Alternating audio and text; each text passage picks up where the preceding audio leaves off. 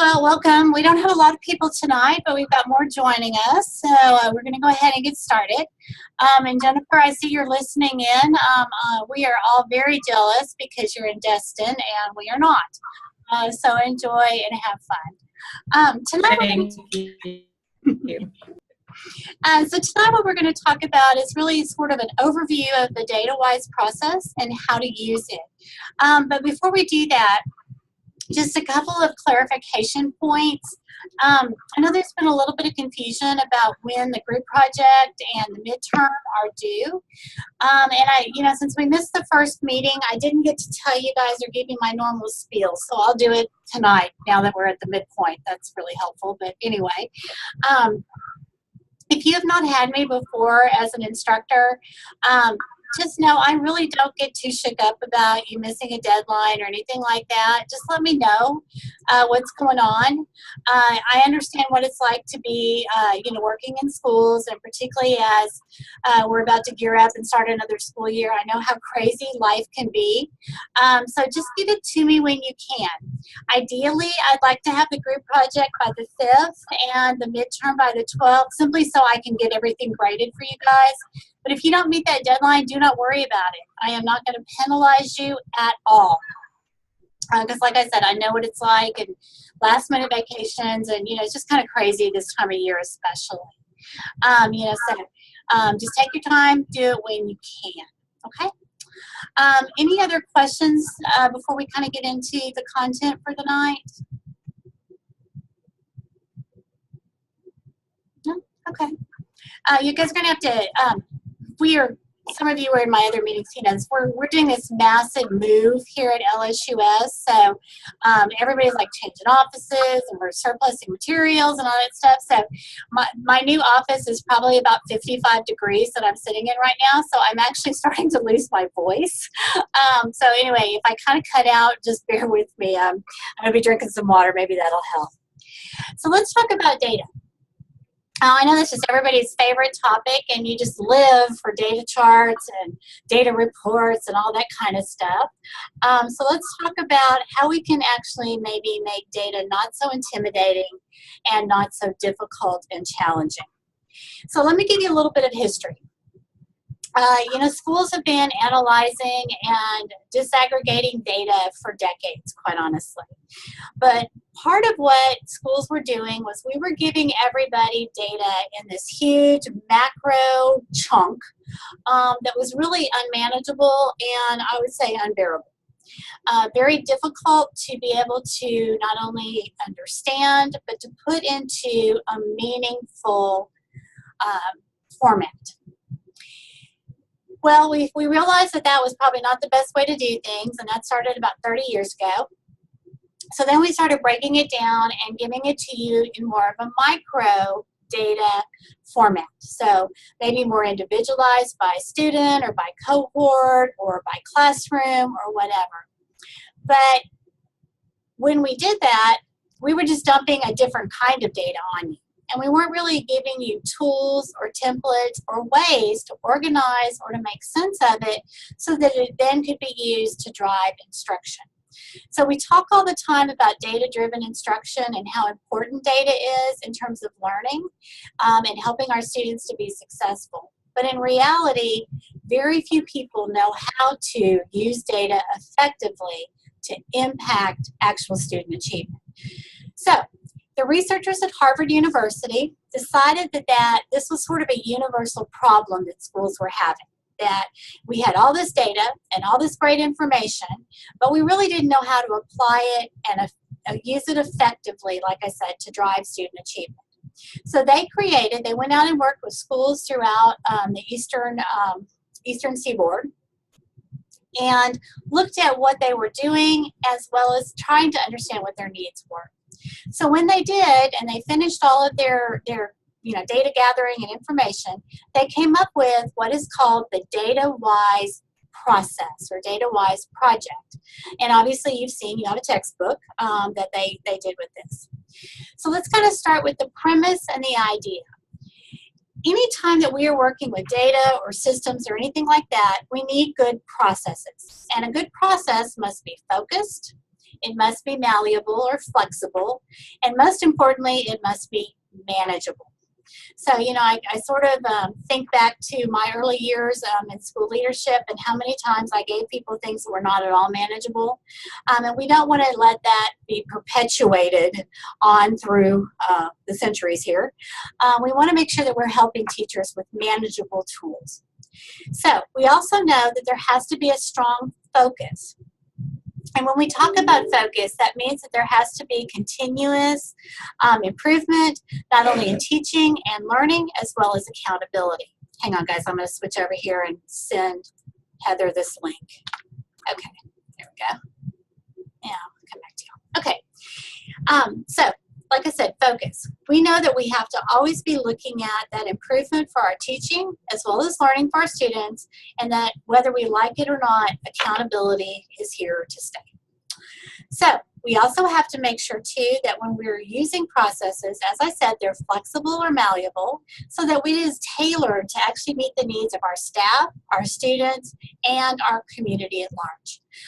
You know, over the course of my career, I've worked in very urban schools with high, low SES, Title I schools, all of that. But I also worked for a very brief time in one of the richest schools in the city of Dallas. And let me tell you, the needs of those two schools were vastly different. The populations that we were serving were vastly different, and the expectations, unfortunately, were different as well. We also have to, as I've said, make it manageable. And the way that we can do that is we have to build capacity for teachers to understand and to use data, and then finally to work collaboratively together so that they're moving towards that common goal. So the better we become, so if you think in terms of a cycle or a flow, the better we become at instructional leadership, which is what you guys are all about, the better let me start over there. The more we can help teachers to become better teachers, and the better teachers are, the better our student performance is going to be. So they don't exist in isolation. There is very much a flow chart. And I don't know if you guys have ever heard the saying, so goes the principal, so goes the school. Instructional leadership matters, guys. And when you take on these roles and responsibilities, the more tools and processes you have that you can use to make sense for your teachers, the better you're going to be. So I'm sure you've read and seen there are 8 steps in the DataWise process. And I'm not going to actually read these to you. You've already read the books, hopefully, and know what it is. But within that 8-step cycle, there are 3 big sort of chunks that you could put these into. So the first one is to prepare. And that's going to include organizing, getting ready for collaborative work, and building assessment literacy. The second big chunk is the inquiry piece of it, which is what we've been talking about and studying here in this module. And that's where you have to think about creating that data overview, digging into student data, and examining instruction. And then the last part is the act. Okay, so you've got to prepare, you've got to inquire and learn, and then you have to act upon the data.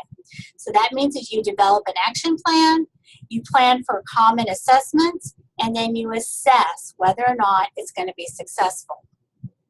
So how do we go about doing all of these components and pieces?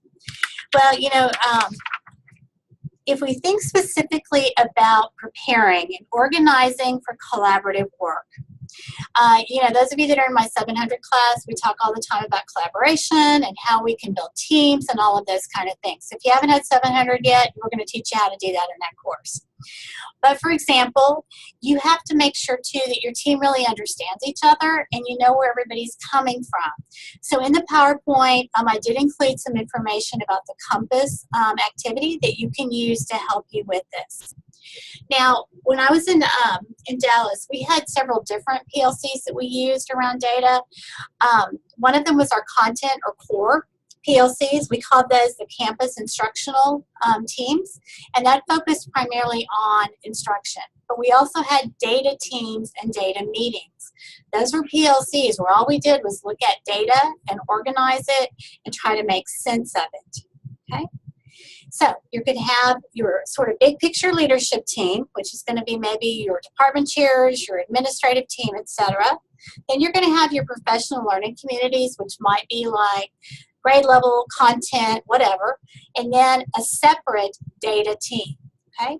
How often do you guys think? I'm just curious. How often do you think a data team should maybe meet?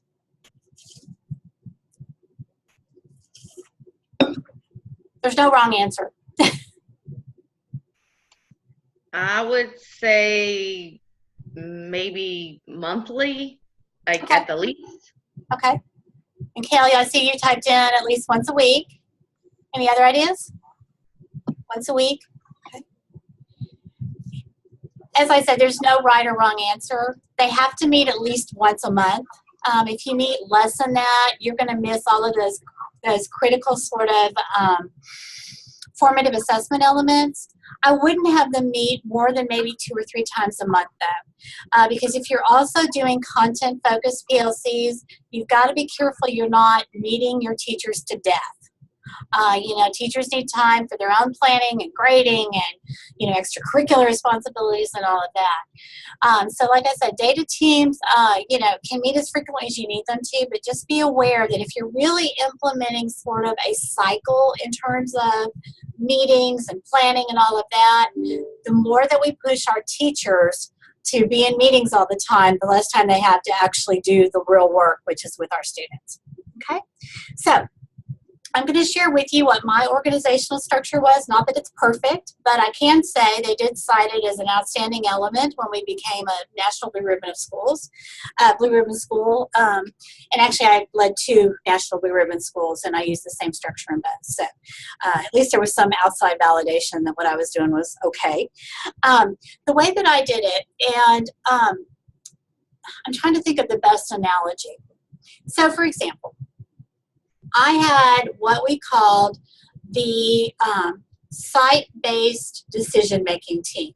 Do you guys have that? That's made up of like business people and the principal and the community and all that? Okay, well, it's actually state law in Texas. You have to have this group made up of, and it has to be 50% staff and teachers and 50% parents and community members. And they function kind of like a school board, but for an individual school.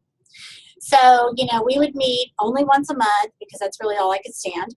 And we would work on sort of the big picture stuff. Okay, so like, you know, what are our big things we're focusing on? College readiness, or student achievement improvement, or better relations with the community, or more community service, you know, whatever. I tried to keep them very focused on the big picture. Then underneath that, we had 2 pretty distinct branches, okay?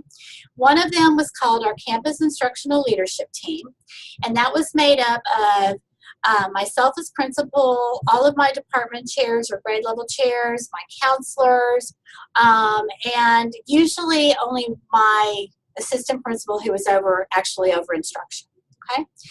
And in that meeting, all we focused on, literally, I mean, nothing else was allowed to be discussed except for curriculum, instruction, and assessment. And then the other branch was what I called the Principal's Council.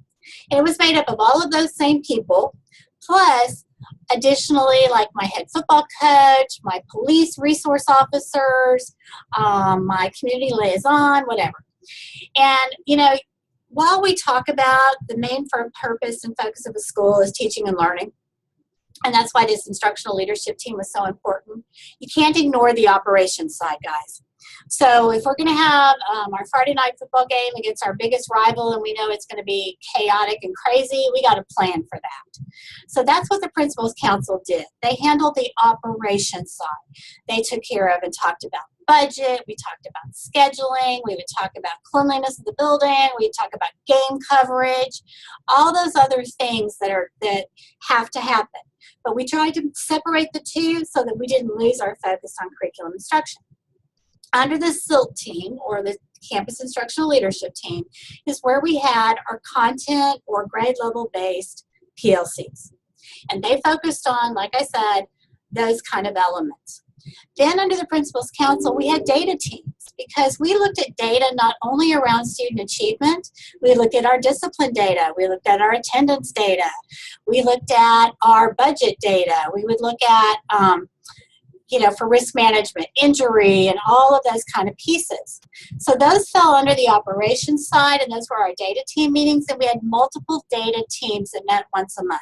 so that we could keep track of and really monitor ourselves across multiple indicators, etc. Okay, does that kind of make sense how that flow chart happened for us and how each group had a very specific responsibility? And I will tell you, everybody in my school served on one or more of these committees. And it really did help to kind of bring everybody together, because then there would be cross-sharing with, individuals and things like that. So they talk about that a little bit in the DataWise book, and we took that and expanded upon it to make it a little more specific. And quite honestly, in a high school with almost 3,000 students, you have to get somewhat creative with how you get over 250 staff members to be actively involved and working with you. So it was very much a system for us. And then underneath those, we had, if you want to expand even further, like under, we would have our principals, our PTA, we would have our booster clubs, we would have like our theater guild, our music guild, all of that. There was multiple opportunities for people to be actively involved and in leadership roles. And as you think about the principalship on down the road, I would encourage you to create as much of that kind of stuff as you can, because the more you keep your parents and your community busy, the less time they have to bother you about stuff that they think needs to be improved. So, and oftentimes when parents would come in with a complaint or a concern, I could say to them, oh gosh, have you gone to the booster club meetings, or have you gone here and talked to them? Talk to so-and-so. And we also did tons of leadership training and data training with all of our constituents, so that we were all speaking the same language. Made a huge difference. Okay, so let's talk specifically tonight a little bit more about the data inventory. So for example, as you're thinking about creating a data team, okay, so let's say that you want to have a data team who is going to look at discipline, attendance, and tardies. Perpetual problems in most schools, right?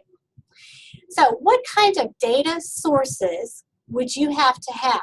Well, that would be one of the first things after I'd done my team building and my norms and set my expectations for my data team. The next thing that we would do would be to talk about what are all of our data points that we can actually use. So is it going to be our attendance reports? How are we tracking and monitoring tardies? How are we tracking and monitoring discipline? What are those particular elements? And literally list all of those, so that you begin to get a sense of what is available to us in terms of our data. Then from there, you're going to actually start including that data, whether it's broken down by year, by semester, by 6 weeks, by month, by week, whatever, so that you can get a better picture of what's happening with attendance. So for example, for those data points. So for example, one of the things that we noticed, we were tracking our attendance every 6 weeks. Well, guess what happens? Beginning of the school year, attendance is going up, or you're holding steady, it's pretty good. Then what happens the second 6 weeks? It starts to decline. Then by the third 6 weeks, when we've got, the winter holidays and flu season and all that, it goes down, down, down. So we realized pretty quickly that we weren't tracking it frequently enough to prevent some of these problems and issues. So we began looking at attendance, for example, every 2 weeks became our data points. Then as principal, I noticed something unique was happening, that students who were going to the nurse to take their medicine or whatever, they weren't there when the teacher took roll, so they were counted absent. Well, we didn't always catch those period absences, if you know what I'm talking about, by period, like first period, second period, third period, whatever. I started looking at, as principal, attendance by day. And I would go through and I would gather those lists from everybody, the list that I was in the counselor's office, the list I was in the nurse's office, the list I was in the vice principal's office because I was getting expelled again, and would go through and correct all of those kind of attendance things. It didn't take real long, to me like 15 minutes a day to do this. And guess what? We gained 2 percentage points in attendance simply by monitoring attendance every 2 weeks and then doing a daily cleanup. So see how understanding what your data is, what the intervals are to correct, to look at it, and then finding sort of those pivot points that are going to make a difference really did help us. And we all know, like with attendance, the more kids are in school, the more money you get, and the better you're going to perform, okay? Yeah, I like that too. Kel, you're absolutely right. The Leader in Me talks about how to set goals and how to help students track their own data. Yeah, that was another thing too that we started doing in terms of even attendance. We had the students keep track of their own attendance as well. And so they knew before we got to the end of the semester. I don't know if they have this rule here in Louisiana, but in Texas it's called the 90% rule. That if you're not in attendance 90% as a student, 90% of the days that school is in session, and you exceed that 90%, or excuse me, you don't hit the 90% attendance mark, you don't get course credit. And so even if you've got a perfect A in a class, but you missed, and you're at 89% attendance, you don't get credit in a high school. So it became very critical that students monitor their own attendance and they know exactly how many days they could miss and not have to do credit recovery. So that's a really, really important. Yeah, automatic failure was the same kind of thing. The other thing too we were finding out was that students didn't know if they actually brought in a doctor's note. So, let's talk about the kids who are going to work, that had braces or whatever. That if they came to school, then went to the orthodontist or to the doctor and got a doctor's note and came back to school the same day, we didn't count that as an absence. But if you didn't do that, you were counted absent. So just a lot of things that, you can do that when you really look at your data, you start seeing these weird kind of trends that you can fix. Yeah, and Jessica, we wouldn't let them petition. They had to literally do seat time with us. So if you were over your maximum attendance rate by 3 days, you spent 3 days, full days with us in Saturday school. It was not fun for them or us. So that's why we wanted to really eliminate those Saturday schools and credit recovery kinds of things. The other thing too that after you have that data inventory and you know what your data sources are and how it's impacting your school, you also have to begin to think about and inventory your instructional, I can't speak all of a sudden, instructional initiatives. So for example, what are the big things that teachers are expected to do within your school around instruction? And we talked about this a little bit in the earlier class in 700. For example, are you guys using project-based learning? Or are we doing collaborative learning? Or is it hands-on? Whatever those sort of big rock ideas, list them all out so people know what the expectations are in terms of your major instructional initiatives. Then you have to begin to help the team build what I call, or what they call in the book too, assessment literacy. Okay? So for example, one of the things that I know dealing from a high school perspective, a lot of people didn't really understand how the SAT in particular was scored. So for example, on the SAT, if you do not answer a question, and it counts against you, but it only counts a half point, versus if you answer a question incorrectly, you get a whole point off. So a lot of our teachers didn't know that, and they were giving students really bad test-taking strategies because what they were doing was actually hurting their scores. So we would teach our students things like, just go through and, even if you realize you've only got 5 minutes left, you've still got 20 problems, go ahead and just do random bubbling. And the random bubbling, the best one to do is is B or C. Those are usually the answers. That's going to hurt you less than if you actually just leave a bunch of blank answers, that kind of things. You also have to help them too, as you're really talking about assessment literacy, is showing people when you get these, okay, let me kind of back up here. So when you get those massive dumps of student assessment information or data. So for example, I was principal of a large high school with 3,000 students, and they all had to take 4 tests: math, science, social studies, and what am I missing? Math, science, social studies, English. So you can imagine 3,000 times 4 tests. Every student had a page. We got 12,000 pieces of paper. That is impossible to be able to make sense of. So we had to teach everybody, when we got the stack of our student results, how we could quickly organize those and make sense of them. That's what we're talking about when we say you have to make sure that you simplify that data overload that teachers and others get. You also have to make sure that people really understand what you're talking about. So, instead of talking about what the standard deviation is and the mean is this and all of that, break it down so people can understand. Don't make it so complex and difficult. Also, whenever possible, create a chart or a graph or something like that so that it's not so abstract and challenging for them. If you're lucky and if you have the flexibility, I know some of you mentioned you guys have data coordinators in your schools. Do any of you guys have that? If you do, you're so lucky.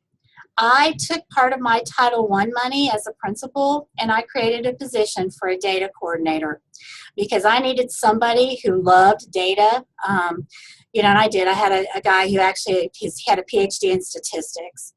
And so that is all he did. I found a way to create that position within my budget. And I'm telling you, it was the best thing I've ever done. And some of you may just have instructional leaders and stuff, and that's hard because it really is in this day and age with accountability and as much data as we get, it's a full-time job. But if you don't, you don't. Then the other part of it too is whenever possible, break the, how do I want to say this? You're going to get a lot of data you don't need. You have to become familiar enough with the data to figure out what you can get rid of, and not literally, but what you don't need to share versus what you do need to share. So for example, the most helpful information that you can give to teachers is going to be broken down by student and by objective or standard. They don't necessarily need to see the big, huge macro pieces of, how many students in the 5th grade in the district or in the parish, met the standard, or even at the state. If you want to share it, use it as a comparative piece, but then just run through it quickly and get them the data they actually need. And like I said, that's going to be broken down by teacher and by standard or by objective. Okay. Also, too, think about, let me backtrack here. When you get, how many of you have principals or leaders who at the beginning of the school year, you spend 2-3 hours going through all the data and the data charts where they just, here's how we did on this one, here's how we did on, that one. How many of you guys are in that position? Okay, yeah, looks like a bunch, yeah. Guys, that's not really terribly helpful. That's historical data. It's already passed. There's nothing you can do about it now. And the teachers who had those students that got that data last year, guess what? They don't have those same students anymore. So while it may be helpful in the sense of do some celebrations, gosh, look, we finally met standard here, or we got 90% passing or whatever, make it short and make it brief. Do not be the leader or the principal who spends 3 hours going over historical data that is unnecessary. Instead, take that same data. So if you were, if you teach 5th grade, you want to give those 5th grade teachers that 4th grade data from last year so they can look at it in terms of their current students. If you're the geometry teacher, you want to see those algebra scores. And make it useful and meaningful, and give your teachers time and tools to sit down with that data and make sense of it. But again, I wouldn't spend more than a half a day total on all of that. Instead, work on what your formative assessment plans are going to look like and what your summative assessment plans are going to look like. Spend time breaking apart the test, if you get released copies of it, and how your students scored overall based on particular objectives. So for example, you notice that overall your school didn't do very well in math on measurement. Go through and find all of the questions, if you have access to release tests or practice tests, find all the questions on measurement. Then do an item analysis and look and see back in your data which answer choice did the students choose most often. So let's say the correct answer is B, but 60% of your students chose C. Look at answer choice C and see if you can figure out from that question or questions on measurement why your students are all choosing the wrong answer, or a majority of them are. and figure out what's tricking them up, and then take that information and data and go back and plan your formative assessment and your summative assessment that's going to help them to not choose the trick question or the wrong answer through those assessments, and then that funnels backwards into your actual instruction. It's called backwards design. Talk about it in other courses. That's how you can use data in the most effective and efficient way that's going to make a difference. But spending all kinds of time disaggregating historical data is a waste of your time as well as the time of your teachers. Okay, make sense? Okay, so we went incredibly fast tonight, probably because I'm tired. But what questions or comments do you guys have? What can I help you with? What else do you want to know?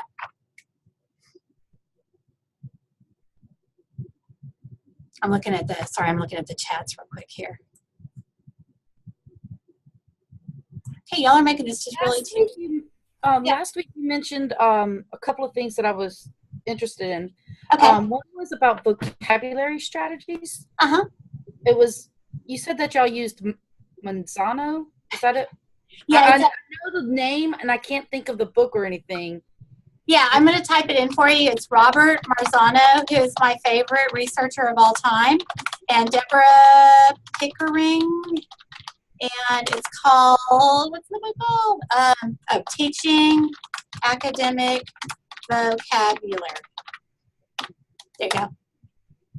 Okay. And then, hang on, yeah, because we finally, because I have the new position, and they switched. It's a charter district. We take a turnaround, and we have 3 schools, 2 elementary and 1 middle. And I was at one school who doesn't seem to really focus on data too much. And then they moved me to the other school, and the principal was like, okay, let's look at data. And so I was like, yay! I was excited. I was like, okay, now I get to see where we are. Yeah, that's awesome. So, because I was like, we're just guessing as to what, we're doing great. We're making progress, but the school they moved me to, we need to make big progress. And one area is vocabulary that we seem to struggle with. But I also, you said that you did, at the end of the year, your staff, not at the end of the year, but every so often your staff would evaluate. What did you use, or how did you do that? Or yeah, somebody else had sent me a message in, I don't remember if it was an email or the forum or whatever. It was an assessment that we did that it was a compilation of several different sources, and that's been a while, so I will see if I still have it, and if I do, I'll post it for you guys. Awesome. And part of it was I'm trying to think what his title was at the time. My area superintendent is the one who actually had done this and asked his principals to evaluate him and all of his staff, like our instructional coordinators and stuff like that. And I just thought that was such a cool idea that I thought, okay, we need to do this for the leadership team at my campus. And so I stole a lot of it from him, but I'll see if I can find it. And I'll post it for you guys in Moodle. Great. Thank you. You're welcome. Congratulations on the new position. That's exciting. I'm very excited. It's a little different, but I'm very excited because I feel like I'm making the progress to go to where I want to be. I just got to remember to slow down and wait. Yeah. So, and the biggest thing is I'm dealing with a lot of teachers who aren't teachers as first choice. Oh, wow. Yeah, I understand that. I've been there. I will tell you, it takes 3 years to turn a school. Spend a lot of time looking, listening the first year. And I believe it's in, gosh, it's all running together.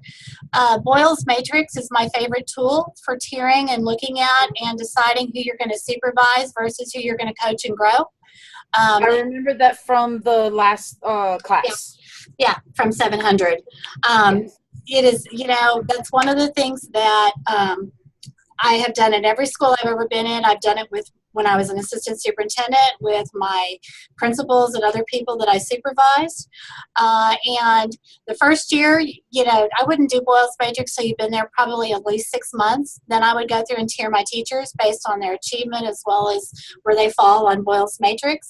And then, you know, this sounds terrible, and don't quote me ever, but we had what we called our hit list. And those were the teachers that, you know, granted, you know, don't get me wrong, we had tried everything. We had coached them, we had developed them, we'd sent them to training, we'd had people go in and model lessons. I mean, we had done everything we knew how to do, and they either didn't have the ability or they didn't have the will. You know, and unfortunately, when those two things collide, you know, we just had to take on that sort of idea that these are grown adults who all have college degrees, they can become employed. But if we screw up a kid's education, they only get one shot at a pre-K through 12 education. And if we mess it up, we're not only dooming them, we're dooming their generations to follow. So, you know, when you kind of keep that in the back of your mind, it does make it a little easier to push people on to do different things. Right. But like I said, I'm not proud of it, but I am proud if it makes sense. At the end of my first year as a principal at the high school, out of 250 staff, we got rid of 34 people. And I will tell you, we were able to rock and roll from there. Because, you know, one bad apple can spoil the whole bunch. And you don't really see what a negative impact some people have on your staff culture and your climate until you're able to affect a change. Okay. You know, so just, yeah, I'm excited for you, but stick to it. You know, just use all the tools you can and make those tough decisions and have courageous I'm conversations. excited for growing teachers. We've already done. This is my third week of professional development. The first week was planning professional development, and now we've had 2 weeks of putting professional development in place. And I'm starting to see, after the second week, now the teachers are getting tired already. Yeah. And attitudes are starting to finally come out. Yeah. So I can see the honesty now. Yeah. That'll do it. That will usually do it. Yeah. All right, thank you. You're welcome. Thanks, Jessica. Shamir, I like your comment. Thank you. Anybody else? Okay. Well, we're going to finish a little bit early, so I'll give you 20 minutes of your life back tonight that you didn't expect to have. And I just want to tell you guys, too, I'm really impressed with what I'm seeing you post and the work that you're doing. Dr. Perry and I talk all the time. We're so excited about what we're seeing from the students and the kind of leaders you're going to be in our schools. For those of you in Louisiana, you're going to turn this state around. I have all the faith in the world in you guys. And for those of you that are not in Louisiana, please come. We need all the help we can get. Our students desperately need you.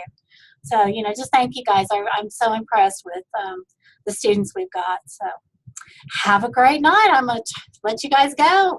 Work on your assignments.